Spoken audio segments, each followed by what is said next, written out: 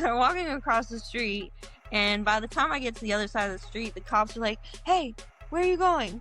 And that's when I, fight or flight, and I'm like, "Fuck this," and start booking it, and I wind up falling into some thorns somehow, and it like tore up all my legs and my arms and shit. And they were like, "Why were you running?"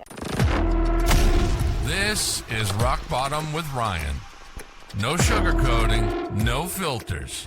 The pain, the chaos, the truth. No bullshit. Just recovery.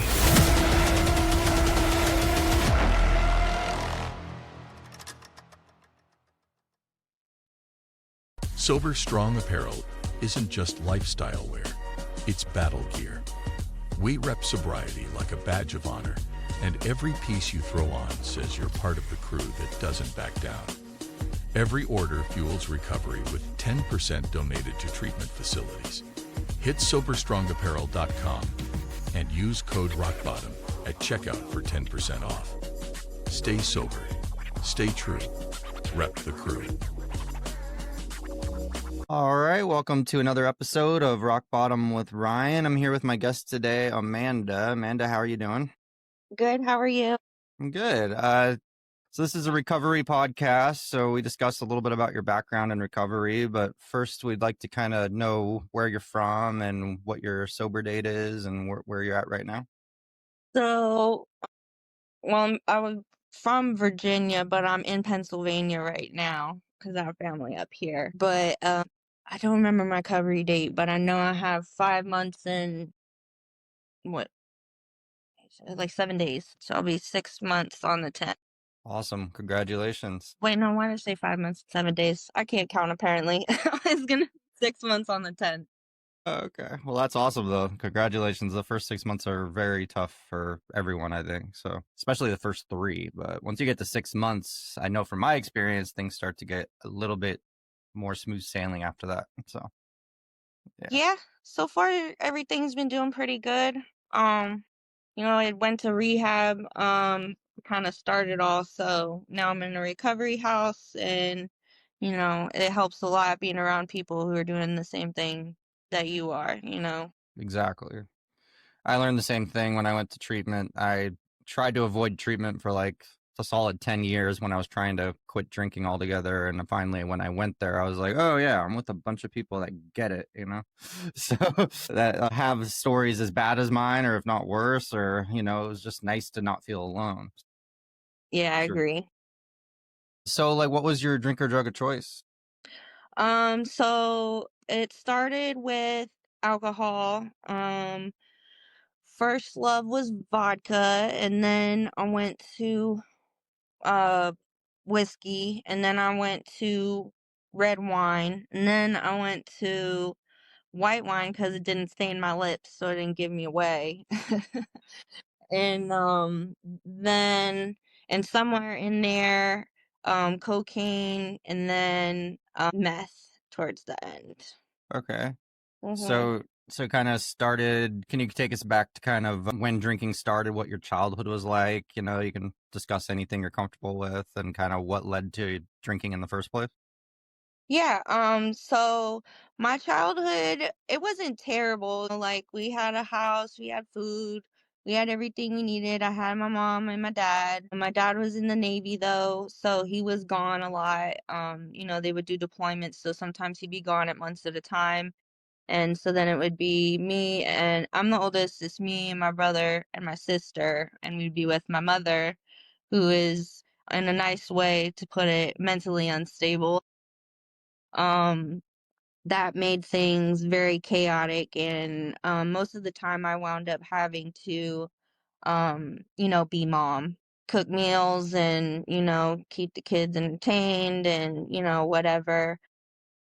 But since I was also the oldest, I didn't really, when I got to a certain point, I didn't really put up with her bullshit anymore, and she didn't like that. Telling her that what she's doing isn't right, the way she's acting isn't right. She would be verbally abusive and yell and stuff like that. But then when I hit like my teen years, about, I don't know, like 13, she started getting physically abusive too. mostly just towards me because I'd be running my mouth, and for her, that was a good enough reason to put her hands on me. So you're That old enough to stand actually up for yourself. Yeah, yeah, Yeah. and, she didn't like that, and the reason I had my mouth in the first place is because of her, so it was really her fault. Yeah. Exactly. Um, yeah, so, all of that kind of started everything I think that led me to my addictions. It was interesting.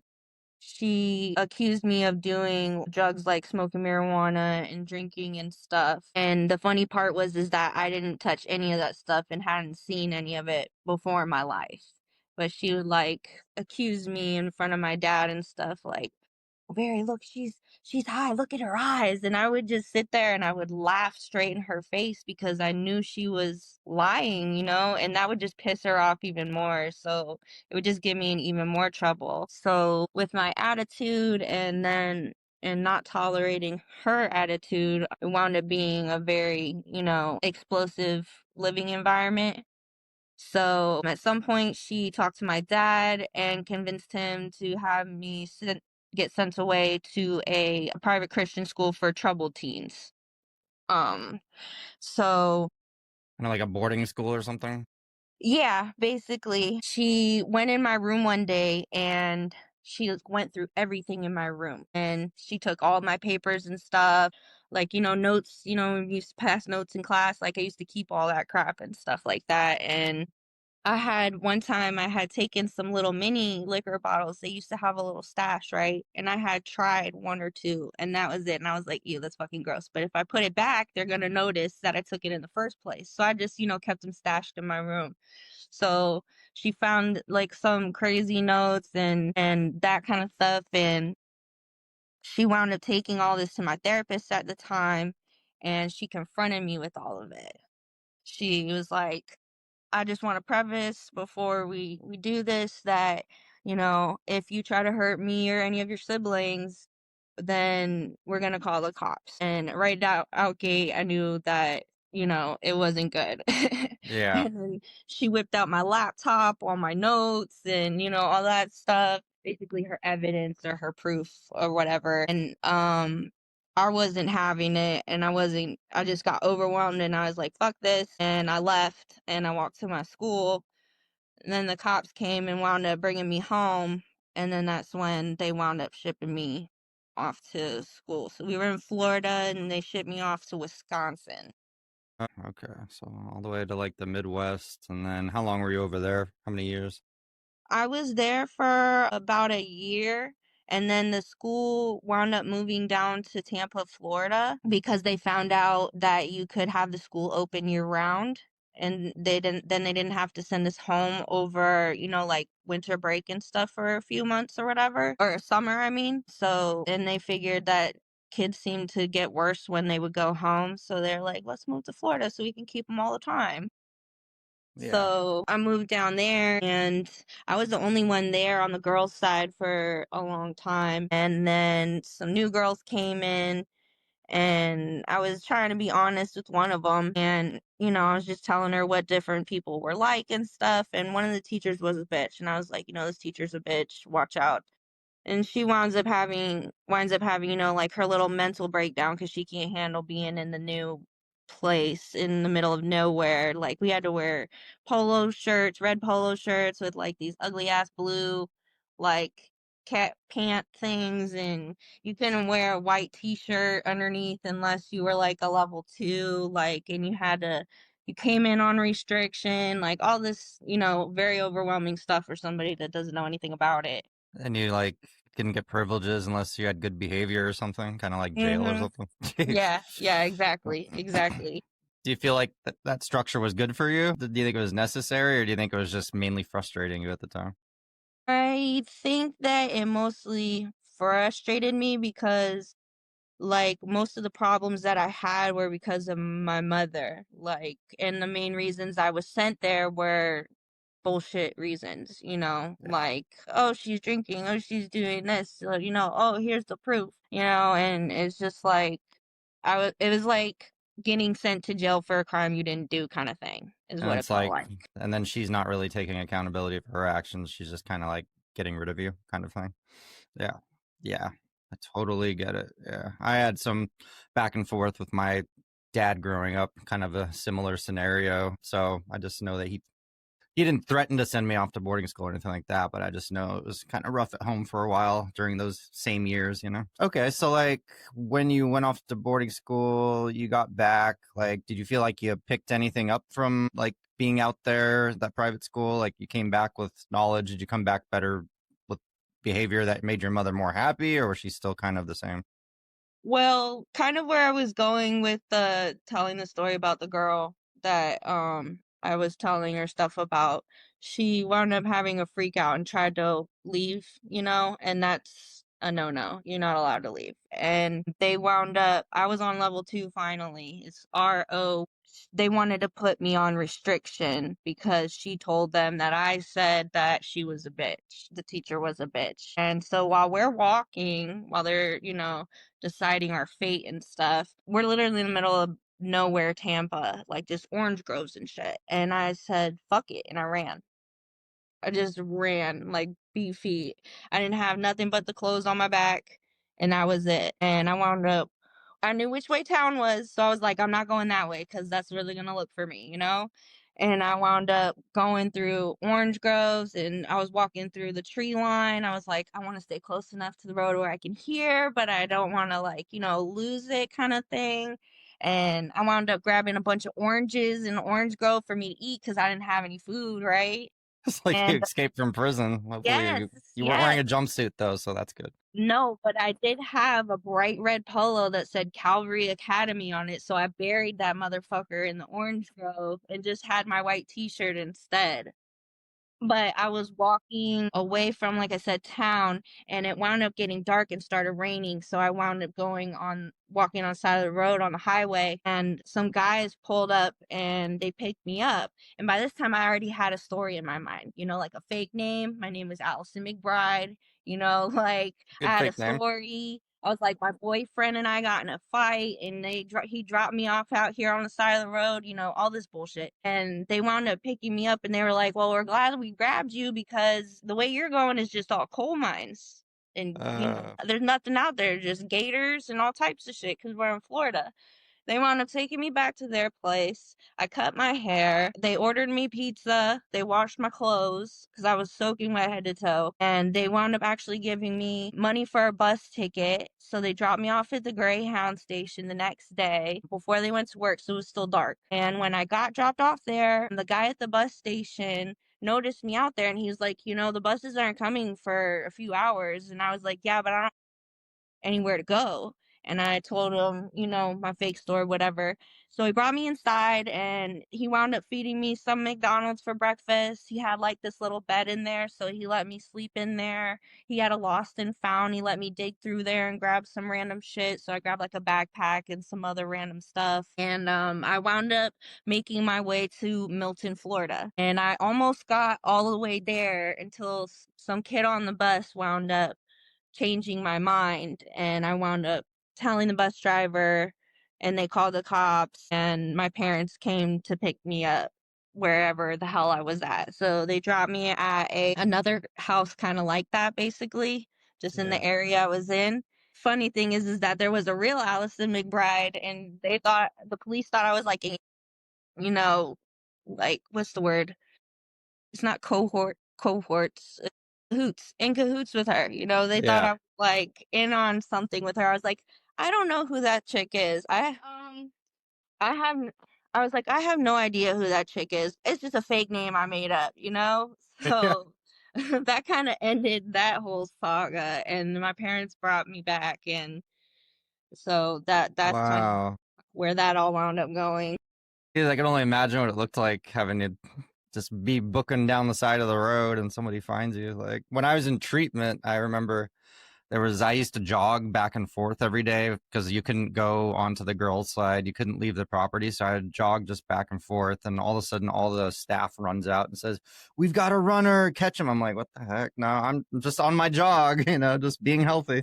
Oh my But, gosh. but so after that, you went to another house. You said? Well, no, they just put me there temporarily for, the night or whatever until my parents could come and grab me. But after they picked me up, I got back home, and not too long after that, my parents wound up getting divorced. So, then my mom, apparently she was talking to some guy at the time, and so she moved up to Virginia in Lorton to be with him and took me and my brother and sister with her. My dad went to Norfolk, Virginia, which is, where the world's largest amphibious base is. So, of course, the Navy's going to throw him there. Yeah. But in that way, he could be closer to us, so And then, that yeah, I can relate to that part about your mom meeting, a new boyfriend and moving her kids with them and stuff. That happened to me a lot growing up, and it always made it difficult for me to like settle in my adult life and stuff. Just always constantly wanting to move around and stuff.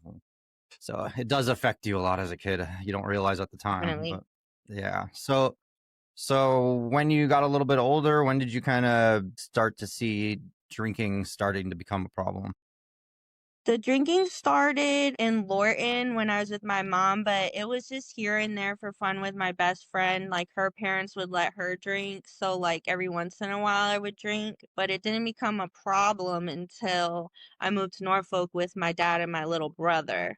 And I think partially that was because I had finally felt settled down in Lorton, and my little brother wanted to go live with my dad. And my mom was like, that's not happening unless one of your sisters goes with you. And my little sister was like, her angel. So I knew she wasn't gonna go. There was no way. And I was like, you know what? I've already moved enough in my life. Fuck it. What's one more gonna do? Even though I didn't want to, because I knew what it was like to be without my dad. And I didn't want my little brother to have to do that. So I decided to go and move with my little brother to Norfolk. And that was my first senior year in high school. And that's when I think I started using drinking to like numb the feelings and deal with my anger and stuff like that. Okay. So so it started off kind of just social and then it became kind of like an everyday thing, or was it all kind of party related and for fun with people? No, it wasn't even like partying like with my friend, and we were literally, it was just me and my best friend at her parents' house, and it would just be random here and there. It's not like we'd get a bottle and get drunk or anything like that. It's just a drink or two here and there. It wasn't really like a priority in my life at all. But I think that kind of planted the seed, how they say, like Yeah. once you get the taste. Yeah. And once I realized that it gives you kind of like a good type of feeling, and since I was feeling so shit, I was like, you know what? Let's do it. Yeah. When did it start to be like when you said let's do it, how did it escalate from like a couple here and there to where you're like, oh crap, this is becoming a problem. I'm getting shit faced. So I think at first I was like drinking some wine here and there, but then it quickly wound up escalating to like I missed the bus for school. I have to walk to school. So I fill a Ziploc bag full of vodka and I drink it on my way to school, get shit faced while I'm at school, and try to do art class. And they catch me wasted as fuck at school. So it once I started kind of just straight off to the races. Wow. Did you get any trouble at school for drinking? Like, Just that one time with the vodka when they did catch me, it was funny because they were literally these itty bitty squares and they want you to color each individual color. Imagine that shit, drunk as fuck off of vodka. Just it was a hot mess and they could just tell. So yeah, I got in trouble for that, but I wasn't drinking every day yet. But it was definitely when I did drink, it was a significant amount and for you sure. think you were kind of trying to block out memories from childhood or numbing something at the time, or just trying to just have fun and get through the day? What were you thinking? I think it was like both. It was definitely more to run away from my feelings, but at the same time, since I did know that it made me feel good, I was like, I wasn't going to parties or anything though. Like I wasn't a party person at that time in my life. It was more of a I was by myself and lonely and miserable, so I used it as a way to cope. Oh, okay. And how were like your friendships at the time? Were they mostly with people that drank too, or were they aware of it? Did you have drinking buddies, or were you kind of doing your own thing? I was really drinking by myself. Most of my friends at the time, my daughter's fathers, who I wound up getting together with him there, and they were a bunch of stoners. So that's when I really got into smoking weed and stuff like that. But I don't really remember drinking really being like a thing for everybody else per se. At least not whenever we were hanging out and stuff. Okay. So that's how you met your My daughter's boyfriend or father. daughter's father. Yeah, and that was in high school. My Okay. first senior year. Okay. So when did it start to kind of carry into, say, I really have a problem? Like, were you becoming reliant on it, like waking up and feeling withdrawal symptoms or anything like that, or what was happening? No, I've never had that point in my life, even though there was a point where I was drinking almost all day, every day. I never really had the withdrawal parts of it that went with it, but I definitely had, the cravings where it's like, I want to drink, and all I want to do is drink, and I want to do it right now. Like, it was never like a physical thing where I had to drink because I felt like shit. I mean, that never really crossed my mind, at least anyways. Like, oh, I feel like shit because I need a drink. It was just something that I would do when I felt like crap. So, Yeah. Okay. So when did say you started smoking weed a little bit, and yeah, it sounds like a similar timeline to me, just drinking casually and then starting to use other drugs because alcohol is kind of I only drank a few times in high school, but weed was more of my gateway. That was my first thing. So like when did it turn into, say, hard drugs when you got out of high school and everything? yeah, that was when I was out of high school. That was after I had my daughter. That wasn't until when she was like 2 or 3 when shortly after I kicked her dad out of the house and broke up with him because he wasn't doing what he was supposed to be doing. He was, lying, going and getting drunk with friends and family and stuff like that. Or not family. He was getting drunk with friends and stuff when he was supposed to be, making moves. One time I got sick and he couldn't come get me because he was drunk and he didn't tell me that that's what he was doing. And so I wound up having to walk home from the hospital in the rain with nothing but the clothes I had on. It took me like 2 hours to get home. And by the time I got home, I had decided that he needed to fucking go. Because all I could think about was if it was my daughter that was sick and she had to go, I would have had my parents sitting with her in the hospital, found him in his car, and killed him right where it was. And that's exactly what it would have happened. So I was like, you know what? I'm not gonna play these games because Yeah. it's not okay. But So after I kicked him out, that's when it kind of really shit really hit the fan. okay. So how if you don't mind me asking, how old are you now? 33. So how long do you think your drinking career lasted, and like what kind of played a role into you quitting? Like what was your last 24 hours of drinking like? Like did some bad dramatic things happen that led to you quitting? Okay. Hold on. Try repeating that one more time. You put a lot of questions all Oh, together, and sorry. I lost track of the first ones you said. Oh, no What was the worries. first few? So just in all your years of drinking, did you try to quit multiple times, and like what led to you quitting altogether recently?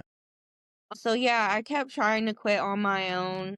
I couldn't probably even count how many times, even if I wanted to, but it wouldn't last very long because, I didn't have the support I needed to be able to do it or the knowledge, like I didn't know about AA or rehabs or anything like that. That wasn't a decision that was made until I was up here in Pennsylvania. Um, and that was a trigger from something else. When I was in Virginia, I was with my ex, not my daughter's father, but my ex, and I found out he was cheating on me again. And so I packed up my shit and just left on the fly and came and moved up with my dad in Pennsylvania. So I dropped the meth cold turkey when I moved up here because I didn't have anything. And but alcohol's everywhere, and then it's easy to get everywhere. So I would go like a few weeks, and then it would be a few days, and it'd be first it was the wine, and then like there's bars in walking distance, and I don't know people, and when you're a drinker and you want to get social sometimes, so you go to a bar, and that led to the instance that took me to rehab. So I got really drunk one night and I woke up in a guy's truck and we were driving somewhere. I had no idea where we were going. I remembered the dude because I met him at the bar, but I didn't know him like that. It was the first Yeah. time I ever met him.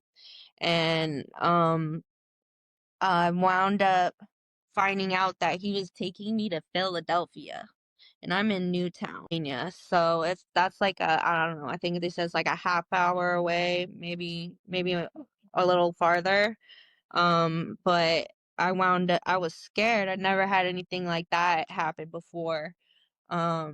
So somehow I wound up getting out of the car, ran into the bar. I asked the people there for help. I was crying. I was like, I don't know this guy. I don't know where I'm going. Da da da. The guy comes out, tries to get me to get back in the car with him. He winds up starting fighting with one of the bar patrons. So then they call the cops. And then while I'm sitting there on the curb smoking a cigarette, cops haven't talked to me at all. They're sitting there talking to both parties, the people from the bar and the dude, and I hear them laughing all of a sudden, and I get triggered. I'm like, fuck this shit. This is not funny, This is not a joke. Like, I'm drunk, yes, but this dude's taking me somewhere that I have no idea where the fuck I'm going. Yeah. So I was Frightening. like, fuck this. And I started walking across the street, because I'm still drunk, obviously. Walking across the street. And by the time I get to the other side of the street, the cops are like, hey, where are you going? And that's when I, fight or flight. And I'm like, fuck this, and start booking it. And I wound up falling into some thorns somehow. And it like tore up all my legs and my arms and shit. And they were like, why were you running? And I was like, because I'm done with this. This is some bullshit. Fuck this shit. I was like, y'all taking this like this is a joke. This is not a fucking joke. So they wound up taking me back to my parents, and they had called them and stuff. So they were waiting outside for me. The sun was coming up, I'm hella disappointed in myself that all that shit went down and whatever. And I'm still really pissed that people don't believe me what the fuck's going on and all this other stuff. I wind up crying for a few hours, go to sleep, and then when I wake up, I'm like, I need to go to rehab. Wow. That Yeah. is. Yeah. So it's like just the whole waking up disoriented with strangers, not knowing where you're going. It all is just kind of like a wake up call. Like, I've taken this drinking too far. Yes, yes. I mean, I've had other bad experience. There's only like one other bad one that happened like that where I was in a club and I wound up getting really drunk and I woke up in a bathroom and I could tell that something had happened to me, physically, but I never told anybody about that or anything, and I never really did anything about it cuz I didn't remember it. Um, that's the only other time that anything like that really happened to me that I could remember. Yeah. How long ago was that? You don't have to go into detail, but I mean, that was a few years. A few years ago. oh, okay. So there's a couple instances that you consider, but like that last one that you described, waking up in that truck or whatever, was like definitely your rock bottom moment. You'd feel that where you're just like, I need to do something about this. Yeah, because he could have been like a serial killer or something, like he could have been taking me to, or a sex trafficker, or who fucking knows? He could have been taking me to his house to, rape me or whatever. Like, So at least, I was like, this could have been really fucking bad. Like, God woke me up. It had to be him. Like, you know what I'm saying? Like, it couldn't have yeah. been anybody else because I was blackout drunk. Like, Same. I didn't remember anything, how I got in the truck or any of that. And when I looked at my bank statement, actually, I wound up going to another bar after the bar that I remember meeting the dude at, and I didn't even remember going there. Jeez. Okay. Yes. So. Yes. So at least you had a conscious enough mind to at least make that decision, be aware your surroundings were a little frightening at the time and you got out of it at least. So even while you were intoxicated. So Thankfully. did being intoxicated ever get you into any legal trouble, like as far as like DUIs or anything like that, or how'd that? Yeah, actually, I did get a DUI and I was pissed about it because it was one, the most sober time I had ever been drinking and driving. And I was like, where were you guys when I was actually drunk fucking up my car? I couldn't tell you how many times I woke up, ran outside first to see if my car was there and second to see if it was in one piece. Like Yeah. I've gone and checked it, there'd be side view mirrors missing, or like one time the side of my car looked like a tin can, like a can opener tried to fucking cut through it. Like I couldn't tell you how many times I fucked up my car, drove home blackout, fucking drunk, and I was like, "Where were you guys when I needed you? Like I could have actually killed somebody or something, and I wouldn't have even known." And they grabbed me one night. Well, it was the morning actually, probably like 5 in the morning or something, and I was like, "I wanna go home." Even though I was literally right down the road from my house, my friend was like, "No, you should stay, just sleep it off or whatever." I was like, "No, I'm good, like, this is the most sober drunk I've ever been to drive home. I got this." And my dumb ass brought crackers with me or something for a snack, right? And I'm like, "Oh, I'm starving." So I go to reach for it, and that's what fucks up my driving Yeah. to, like, swerve or whatever, and he fucking catches me. I'm literally you can see the entrance to my neighborhood. I'm, like, right there, and he fucking got me, you Do you know? remember what you blew?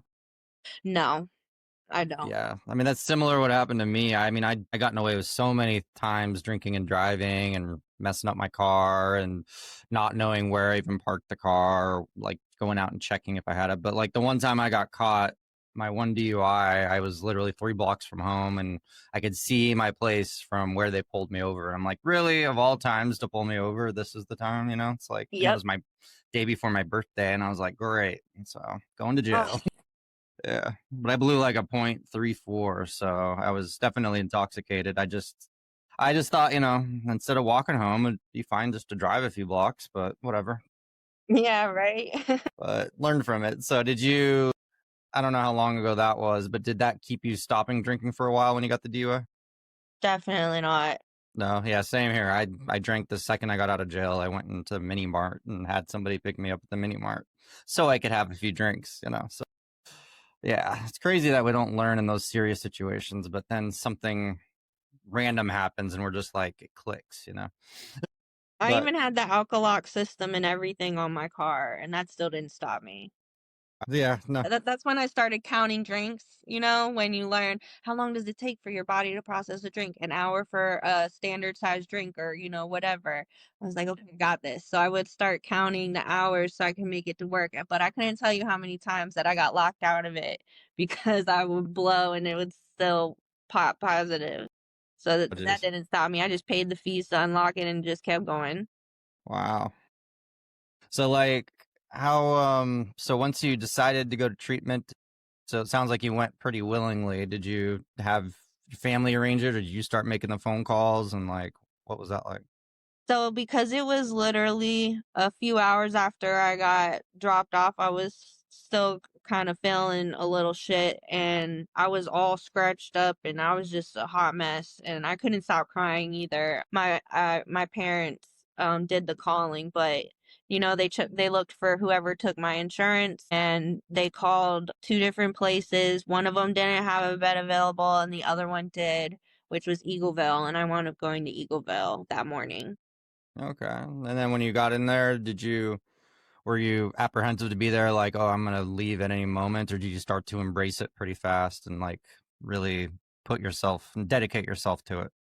I definitely wasn't trying to leave. If anything, actually, my mantra was first time, last time. Yeah. And I was telling people that too. Like, they're like, you gonna come back? I was like, fuck no, no, I'm not. I agree with that too. I hear so many stories about people going in 5, 6, 10 times, and I'm just like, if I'm committing myself to a place for 45 whole days or whatever length, I'm like, it better be my only time, or else I give up on myself. So yeah, Yeah. I actually I wound up kept getting extensions on my time because I didn't want to leave. I wanted to, they were like, we'll keep it extending it as long as your insurance will cover it. And I'm like, okay, keep adding on keep those it bringing days it. because Yeah, I want to make sure that I don't want to come back here. And, rehabs are really good for doing that sometimes. Yeah. It'll get under your skin sometimes, but I never Yeah. tried to or wanted to leave like that on Yeah, my. same here. It's like I think I didn't like the structure at first, where it's like it was the lack of structure I had in my regular life that probably led me to drinking all the time. So it was hard for me at first, but I was like, you know what? I need this structure. I need to wake up at the same time and go to these classes and talk about the things I've been avoiding and all that stuff. So I started to love being in treatment, and I was going to stay 60 days, but somehow they let me out in 45. But it was still one of the best decisions I ever made, though. So what was I agree. some of the difficult things when you got to treatment that you had to address that were, from the past, because they make you talk about things that probably led to using. What were some of the things that you addressed right away that are helping you these days?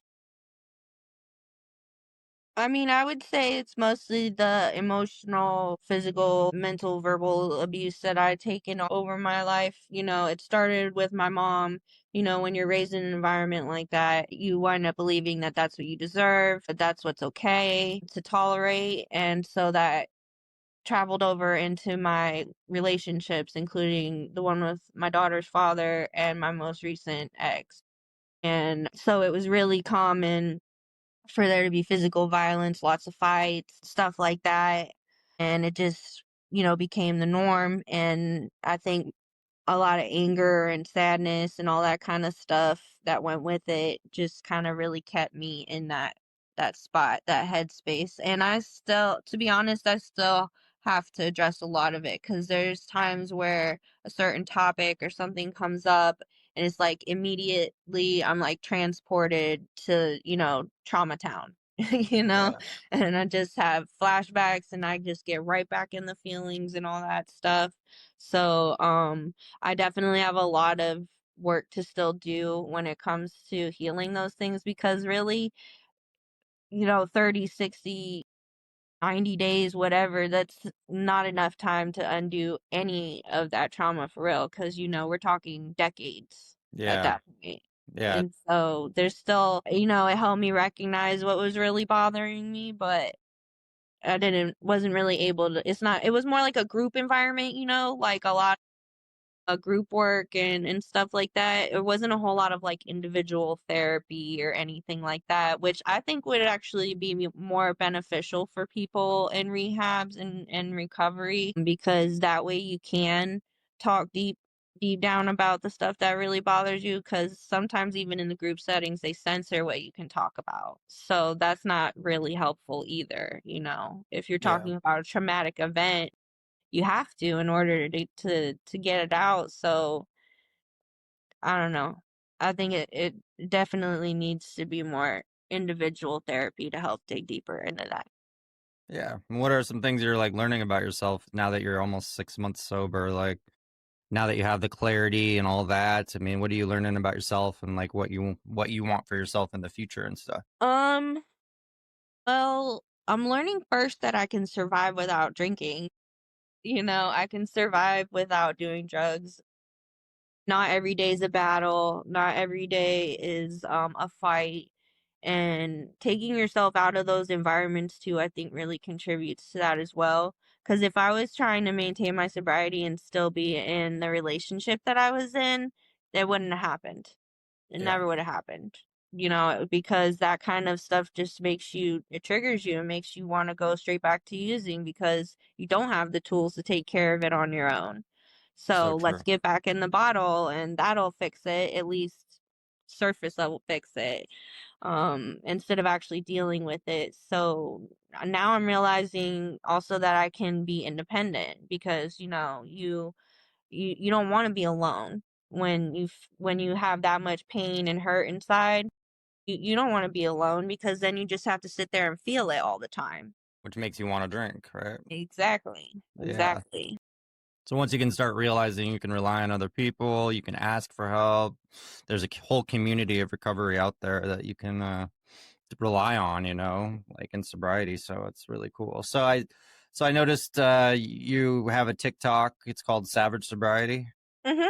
And is that like a platform that you're using to kind of talk sobriety and your recovery with people and open up about your story?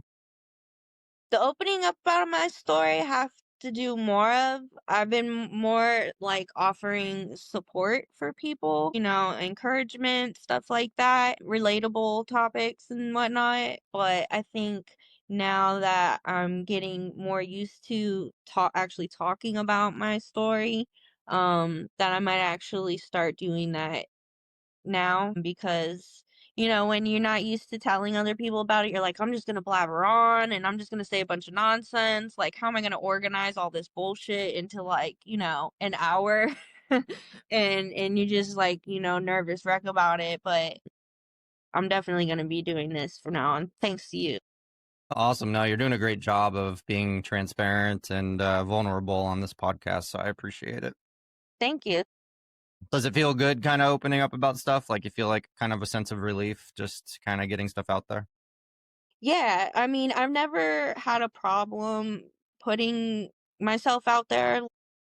People can think whatever they want. I don't give a fuck, you know? Yeah. Like, at the end of the day, I am Yeah. who I am. I've done what I've done, and I can't change that.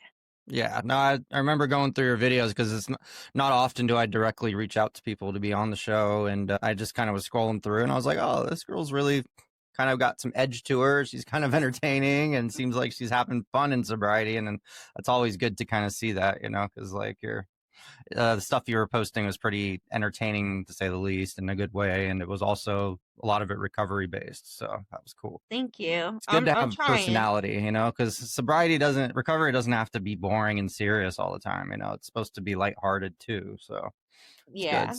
So you're in sounds like you're in a sober house now. Are you pretty embraced to like AA and stuff like that? Or you guys just do classes throughout the day, or how's that going? No classes, but we do have to do meetings. I'm still on blackout, but I get out on Friday. I get off on Friday if I can lock in a home group and a commitment. Those are the last two things I have to have. In order to get off blackout, you have to have a job, which I already had when I came in. So that's, the hardest part. I got that out of the way. I got a sponsor, which reminds me I have to message her today because the past 2 days have been hectic and I haven't messaged her, but I have a sponsor. So now I just have to get a home group and a commitment, and then I'll be, kind of locked in. Awesome. So are you noticing in the last 5.5, 6 months, your relationships get better? Like, how's your going as a parent? Is parenting becoming easier, even though you're in a sober house and all of that? Your relationship with your daughter and your mom, anything improving on that end? So with my daughter, she lives with her dad. She has been for the past like 2 years. I had her most of her life until she was 10. He was off doing whatever the hell he was doing when I kicked him out. But at one point I wound up, not being in the right living situation where I could bring her with me because my mom decided, we were staying with my mom and she decided to tell me that, I can't come home and get my daughter. She would call the cops on me and all this other stuff. That's another story. So I wound up having to move out basically, and my daughter was still there with her. But eventually, like a few months later, her father was like, I have my place. Everything's good. I got a job. And my mom was not taking very good care of her. So I was like, I asked my daughter, do you want to go with your dad? And she said, yeah. And, and I wasn't surprised because, like I said earlier, I was on the same tip as her, like he could have seen her whenever he wanted. He just chose not to. So she wanted to go be with her dad. So since he was in the situation where he could take care of her and she actually wanted to go, I couldn't really say no, in a sense, because I know what it is like to be without my dad. And the last thing I need is another me running around in the world back when I was, fucked up anyways. So I was like, this probably be good for her to go with her dad, and it's actually been really good for her. She's doing honors classes and she's loving school and she's happy and healthy every time I talk to her. She's she doesn't have anything to complain about, and she always got a smile on her face. So if she's okay, I'm okay. That's the important part to me anyways. And I'm we sure talk. So she's really proud of her mom for working on herself. I'm sure she's aware of the situation and just really happy that when you're out of there that you're going to be fully present for her and everything. yeah, when I was in rehab, when I went initially, I didn't tell her where I went. But at some point, I wound up deciding to tell her that, because they made it seem like, well, okay, my parents that I was staying with, they were going on a vacation and they were bringing her with. But I wasn't going because I was in rehab. And I didn't want her to think that I like didn't want to go to be around her or anything like that. So I basically was like, mommy's at a special hospital to help her to be a better mom, help her to be a better person. I didn't tell her I was there for alcohol or drugs, none of that. But I basically told her that I was doing what I needed to so that way I could be there for her, like you said. So, That's great. I had to tell her eventually. Now she just thinks I'm in a house of roommates because, that would be kind of she's still kind of young, she's 12, so that'd be still kind of hard to explain considering she doesn't know that I went for alcohol and drugs. Like, oh, I'm at a special house for that, but she does know that I'm still like working on myself and stuff. So I think that's important for her to know. Awesome. It's extremely important, and it's cool that you're very honest with her about it. And she's at the age where it sounds like she can comprehend everything and understand it. So that's good. So what are your kind of goals once you get out of the sober house, like career wise? Do you plan on doing anything recovery related as a career, or what's your plan? So, well, right now I'm just a receptionist at a chiropractic slash spa facility, and I'm gonna start doing services on the spa side. So I'm gonna get more into that, but it's like a lot. It's very deep into detox services, like mud baths, foot spas, anything to detox the body. And I don't know, I had this kind of like revelation a few months ago. I was in IOP and I was thinking, I was like, the gut and brain connection. And what if we healed and repaired the gut in people in addiction, would that help them with their addiction? Yeah. Dealing with it, coping with it more kind of thing. So I feel like that would be something like interesting to get deeper into, like and like kind of bring that into the recovery community because the drugs and alcohol really fuck up your digestive tract, along with everything else in your body.